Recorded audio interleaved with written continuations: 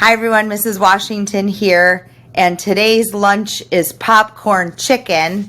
So I'm going to read Popcorn at the Palace by Emily Arnold McCulley. Here we go. This is important information for time period of this book. In 1837, a devout and enterprising band of pioneers led by the Reverend George Washington Gale founded Galesburg in Illinois. Galesburgers protected themselves from sin on the wild frontier. They lived according to the scriptures and frowned on anything too different, all except Olmsted Ferris. So we're talking 1837, a long time ago. Macy Ferris took after her open-minded father. Most families in Galesburg had only the Bible in their new parlors, but Olmsted and his wife, Concurrence Ann Ferris, kept up with the latest books and even a few magazines, such as Knickerbocker and Godey's. Their stories about the English royal family intrigued Macy the most. Reading about things that were different excited Macy's imagination. The endless, flat, fertile prairie ablaze with flowers excited her father's. He decided to try growing mustard. While it grew, he invented a machine for threshing it. Then he thought he'd try planting canary seed, figuring it could be threshed with the same machine. The Ferris's neighbors raised ordinary corn and hogs. Olmsted's ideas shocked them. And see what type of machine that is. As it turned out, no one wanted to buy mustard or canary seed, but this didn't discourage Olmsted. While he kept thinking and tinkering, Macy made herself a dollhouse out of wood scraps and doll furniture out of bits of leather. Then she made a doll from a corn husk and named it Victoria. At church, people were stiff with Olmsted and Concurrence Ann. Why don't they plant corn and raise hogs the way they're supposed to? They asked one another. Their children were standoffish with Macy. What's that dolly called? One girl asked. Victoria, Macy said. What kind of name is that? It's the name of the Queen of England, Macy replied. She got married a while back.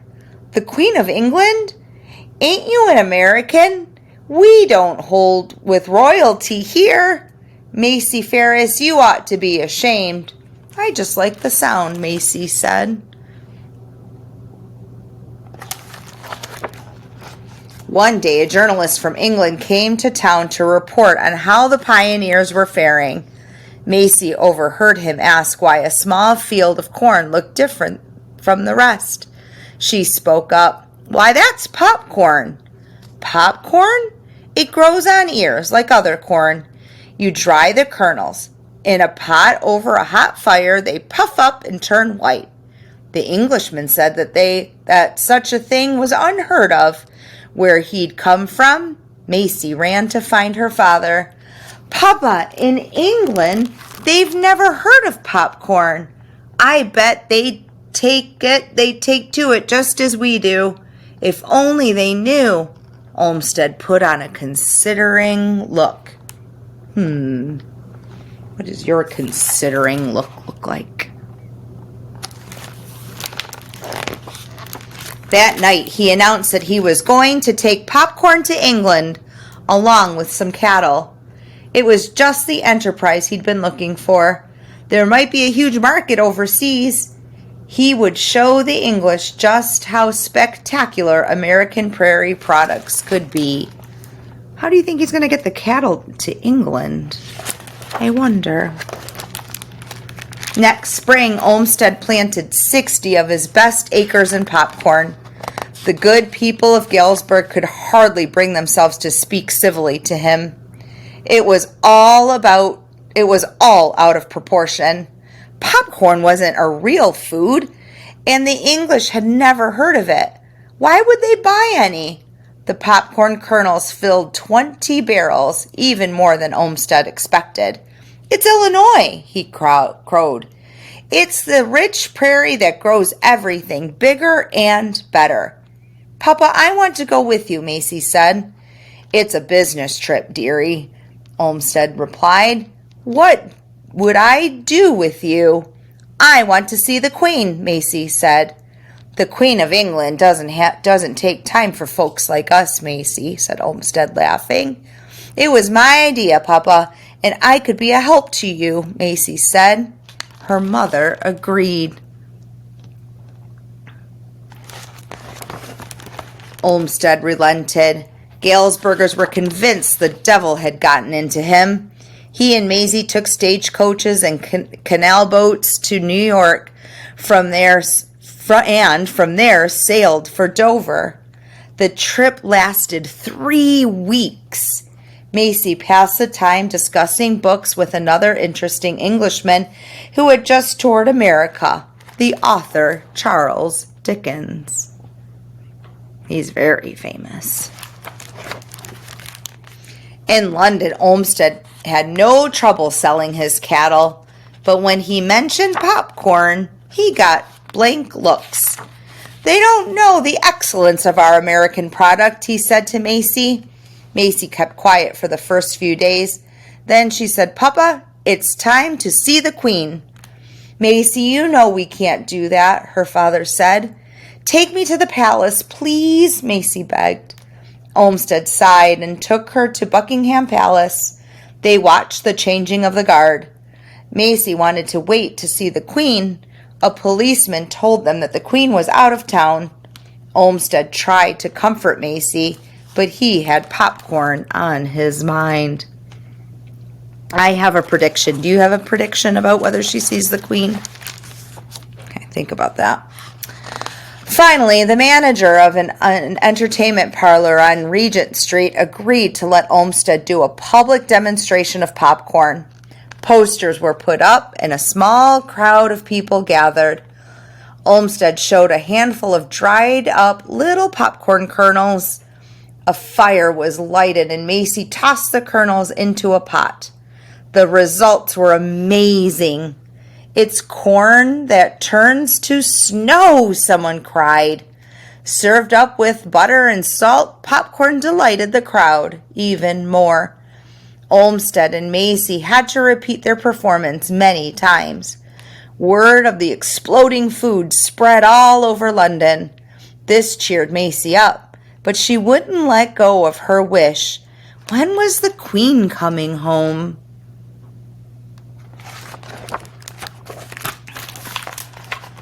Who do you think that is? Macy and her father waited. Soon a page announced that the Queen and her consort would receive them. Macy's heart flipped. When the door was flung open, Olmsted in his eagerness forgot what he had practiced. He shot toward the royal couple, smiling broadly. "Howdy do," he roared. But fortunately, he stopped short of shaking hands. Queen Victoria looked alarmed, but the prince consort managed a smile. "Pleased to meet you," Olmsted went on. "This is my girl Macy." Macy blushed crimson. Olmsted showed his kernels, and Macy dropped them into a hot pot provided by a footman. The popping corn battered the lid. The Queen clapped like a child. After the first batch, she and Albert asked to see the corn turn to snow again. "This is peculiarly American," Prince Albert observed. "Right you are," said Olmsted. "Greatest nation on earth. How might we grow it here?" asked Albert politely. "You could send for a few acres of Illinois soil," said Olmsted. Said Prince Albert. "Do you think soil in Illinois will work in England?" The Queen said she would like to present Olmsted with a gift. "Oh, I can't accept any gift," he said. So the queen beckoned to Macy, who was drinking in the sight of royalty. "What is that you are holding?" the queen asked. "My doll, Mum," said Macy. "And what is she called?" asked the queen. "Victoria, Mum," said Macy. "Indeed," the queen said. "I will give you something to take home." What do you think she gives her? The lady in waiting handed Macy a French wax doll with real hair and a velvet and lace gown. Macy gasped. It was more beautiful by far than any she'd seen in Godey's or Knickerbocker. Such a doll was unknown on the prairie. "Oh, thank you, Mum," she said. "This is my dream come true and more." The visit concluded with the prince's order for several barrels of popcorn and some Illinois soil. Macy took the doll home to Galesburg. It was a sensation. Now everyone wanted to hear about the queen. Other people followed Olmsted's example and dreamed up new enterprises. They couldn't stand in the way of progress, could they? Macy treasured Victoria II all her life, as did her children and theirs. Popcorn became a favorite snack of millions, but it never caught on in England. Thanks for listening, Woodland Meadows, and I hope you enjoy your popcorn chicken.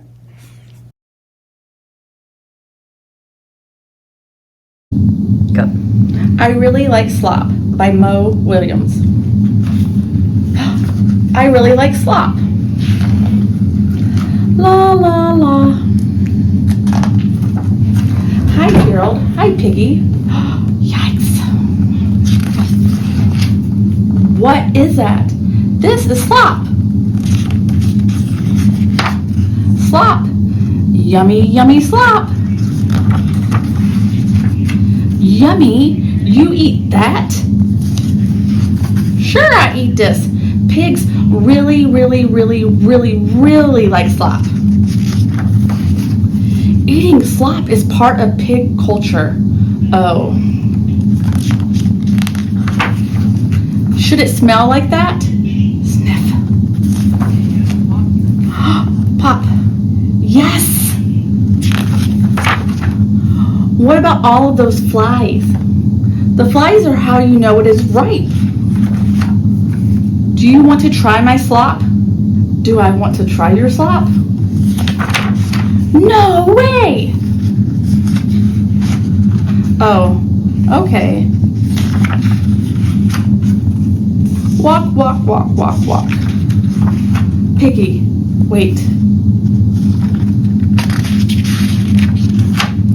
Yes, Gerald? I will try your slop. Yay! Maybe you will really like slop. Try a big taste. I will try a small taste. That is a small taste. You are close to trying slop. You are closer. Closer. You tried it. Spicy, huh? Do you know how I get that old shoe taste? Old shoes. Irk, irk, irk, irk, irk. Do you really like slop? No, I do not really like slop, but I am glad I tried it. Because I really like you. Oh, Gerald. Dessert? Don't push it, Bob. The end.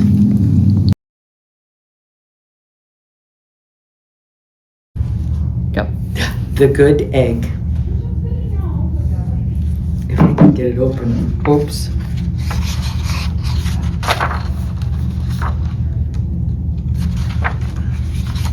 Oh, hello. I was just rescuing this cat. Know why? Because I'm a good egg. A very good egg. It's true, I do all kinds of good things, like I'll carry your groceries, I'll water your plants, I'll change your tires, I'll paint your house. If you need any help whatsoever, I'm your egg. I've always been a good egg. It's been this way from the start, even in my earliest days, back at the store. There were a dozen of us living together under one recycled roof. There was Meg and Peg and Greg and Clegg and Shell and Shelly and Sheldon and Shelby and Egbert and Frank and other Frank. The other 11 eggs weren't on their best behavior. They weren't exactly good. They ignored their bedtime. They only ate sugary cereal. They threw tantrums. They cried for no reason. They broke their stuff on purpose. Meanwhile, I've tried to take charge. I tried to fix their bad behavior. I tried to keep the peace because I was a good egg. A very good egg. Nobody seemed to care though. Every night I was exhausted. My head felt scrambled. Then one fateful morning I noticed some cracks in my shell. They were everywhere. My doctor said it was from all the pressure I was putting on myself, the pressure of making sure everybody was as good as I am. I was cracking up, literally. Something had to change. I had had enough. I told Meg and Peg and Greg and Clegg and Shell and Shelly and Sheldon and Shelby and Egbert and Frank and other Frank that I was leaving. I can't be the only good egg in a bad carton, I said. Blah, blah, blah, they replied. I left that night. I wandered from town to town. The hours became days, the days became weeks. I lost track of time. I was alone. Out there on the road, under the stars, I really tried to focus on myself and what I needed. I took walks. I read books. I floated in the river. I wrote in my journal. I found simple moments to be quiet. I breathed in. I breathed out. I even started painting. For once, I found time for me. And guess what? Little by little, the cracks in my shell started to heal. My head no longer felt scrambled. I started to feel like myself again. So I've made a big decision. I'm returning to my old carton and my friends. Besides, I'm kind of lonely out here. This time I know what I need to do. I'll try not to worry so much. I'll be good to my fellow eggs while also being good to myself. Here we go. Everybody missed me. I missed them too. Hello, Meg. Howdy, Peg. Hey, Greg. Greetings, Clegg. What's up, Shell? Aloha, Shelly. Heyo, Sheldon. Hi, Shelby. Good day, Egbert. What's happening, Frank? Howdy do, other Frank. Sure, every once in a while somebody's still a little bit bad, but it's not like before. Here's what I realized. The other eggs aren't perfect, and I don't have to be either. I'm okay with that. Yup, that old carton is back together. We're a solid dozen again. It's good to be home. The end.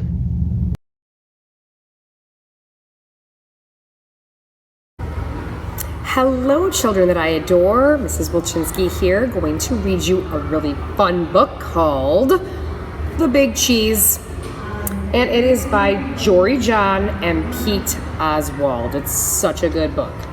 So let's begin. They call me Cheese, the Big Cheese. Oh, say it with me, please. The Big Cheese. Ta-da! You better believe it. That's right, folks. I'm the biggest, cheesiest piece of cheddar around. I'm really something to behold. Take a good look at me. Are you seeing what I'm seeing? Have you ever observed a more impressive cheese in your life? My. It's not just my stature either. It's my presence, my vibe, the energy I emanate, the excitement I exude. It's the way I fill a room, or a theater, or a stadium. Wherever I go, I cause a fuss. Heads turn, jaws drop, gasps are audible. That's why they call me Cheese. Oh, say it with me, please. The Big Cheese. Ta-da! You better believe it. My goodness. How did I get such a good, or should I say Gouda, reputation? Well, I wasn't always a big shot. I grew up on a crowded platter in a tiny kitchen. I was an unremarkable little curd. We lived quiet lives of pasteurization. But I wasn't happy with the status quo. Oh no. I wanted to make a big name for myself, so I resolved to become a big cheese. I wanted the praise, the cheers, the spotlight, the attention, the ovations, the celebrations. I set to work, and before long, I was on the fast track to success. I dressed to impress. I shredded the competition. I stole every show. And then I bragged nonstop to anybody who'd listen. Hey, did you see me score that goal while I was literally yawning? What was the secret to my success? Well, I stuck to the things I was good at. That way, I couldn't possibly fail. Did it get a little boring, never trying anything new? I suppose, but it didn't matter as long as everyone agreed that I was, oh, say it with me, please, the Big Cheese. Ta-da! But then one fateful day, I met Wedge. He was new in town, and he seemed to be my exact opposite in every way. He was quiet, I was loud. He was shy, I was bold. While I dominated conversations, he kept to himself. I didn't pay him much attention at first because why would I? I was too preoccupied with being the center of my universe. But then, without warning, everything changed. Here's what happened. Every summer, our tiny village staged an all-day cheese cathalon. Guess who had first place trophies from the last 6 years? Oh, say it with me, please. The Big Cheese. Ta-da! You better believe it. This year's opening ceremony started at 5 a.m. sharp. I was fully primed and prepared to prevail. Primed. I was primed and prepared to prevail. First up was a foot race, and I zipped into the lead. Within seconds, though, there was someone on my heels. I could hear his breath, the pitter-patter of his agile feet. It was Wedge. I could not believe it. Oh, he was fast. Not just fast, but skilled, disciplined. He paced himself. We were neck and neck for most part of the race, but when I slipped onto a rogue pebble, Wedge swerved, sped up, and beat me by a nose, a cheese nose. For the first time, I'd come in second place. Oh, the indignity. But there was no time to sulk because the next leg of the competition had already started. It was a game of chess. Before I could think or blink, Wedge had taken my king in 4 moves, and while I was busy protesting to the judges, he'd already moved on. The following events were a blur of loss after humbling loss. Oh my. It turned out that Wedge was quietly excellent at everything. Even when he won, though, he didn't gloat. He was so humble. It was odd. It was disconcerting. It was absolutely baffling. Finally, I watched in dismay as Wedge trounced me one last time, and the day came to a bitter end. Well, bitter for me at last. I went through every possible emotion. Arr, arr, no, boo, wah, until I'd finally exhausted myself. And as I lay in the muck, I heard a thunderous voice making the dreaded announcement.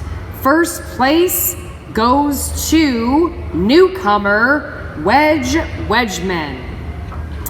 The crowd roared its approval.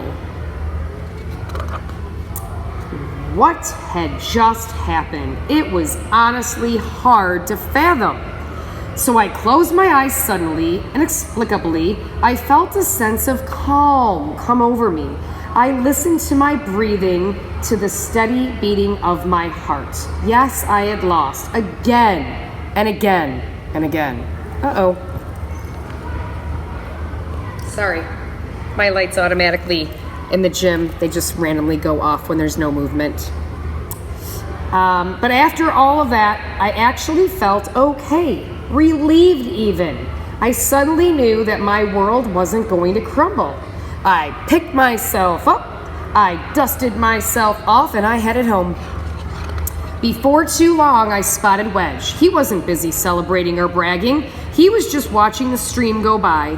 He looked content. We chatted for a bit. It turned out that Wedge had a fascinating life story. I found myself getting caught up in great conversation. A conversation that wasn't all about me. That day, I realized something.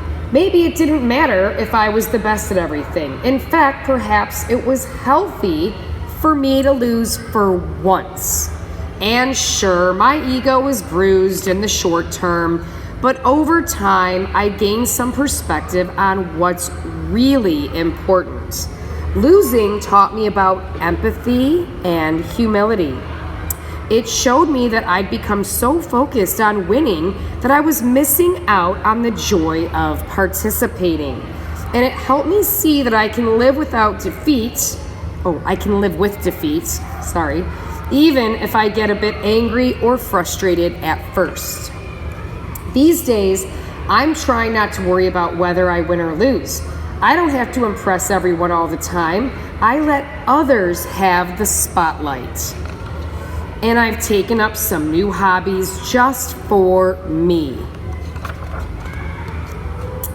Yes, I'm trying to be a better wheel of cheddar. So now when I brag about something, well, I mostly brag about my friends. Whoa, did you see that? What a move. Because it turns out that anyone from a crumb of gorgonzola to a fleck of feta to an unassuming wedge of brie can be, say it with me please, the big cheese. You better believe it. What a great book. Try new things. It doesn't matter all the time about winning. It's about trying new things. And you know what? Not just supporting yourself and cheering for yourself, but you need to be cheering for everybody else too. Because we're all in this together. And it's so much fun to be happy for other people as well. So everybody needs to cheer on everybody else for whatever they're trying, because a lot of people at your age are trying things for the very first time. So anyway, The Big Cheese, such a great book. I totally love it, and I had the best time reading it to you. Have a great day, children that I adore.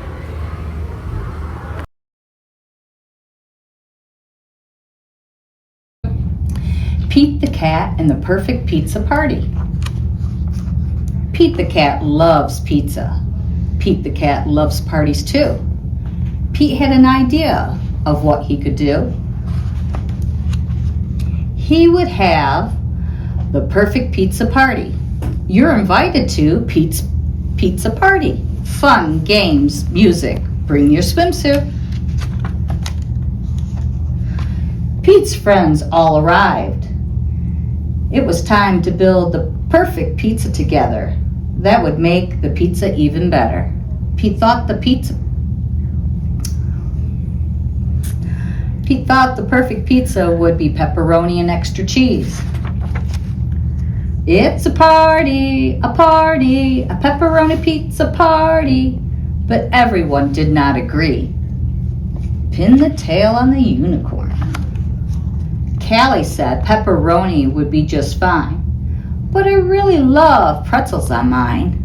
Pete and the gang were puzzled. Pretzels? Well, that's something new, but maybe pretzels could be groovy too. It's a party, a pepperoni pretzel pizza party.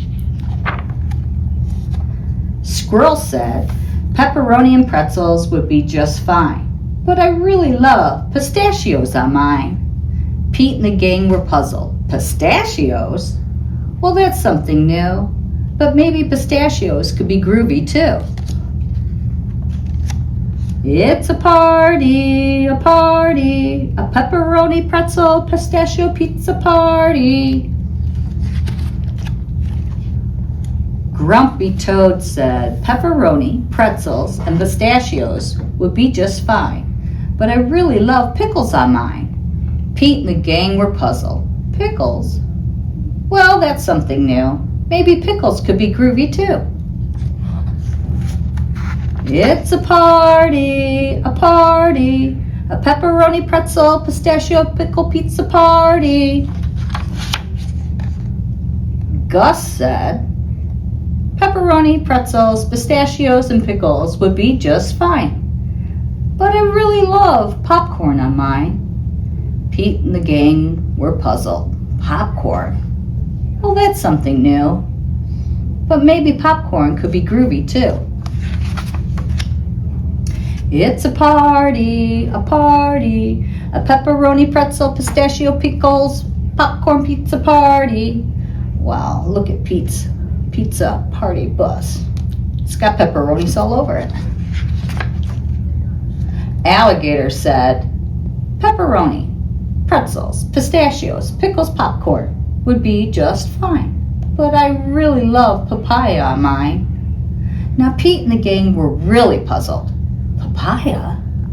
Well, that's something new, but maybe papaya could be groovy too. It's a party, a pepperoni, pretzel, pistachio, pickle, popcorn, papaya, pizza party. They are really having fun. Pete and the gang piled the pepperoni, pretzels, pistachios, pickles, popcorn, and papaya on top. The pizza was so high, they had to stop. Ding! The pizza was done. Trying something new might be fun. They all built up the courage to take the first bite, and the pepperoni pizza, pistachio, pickle, popcorn, papaya pizza was out of sight. Dynamite! Just right. In the end, the perfect pizza is a pizza shared with friends.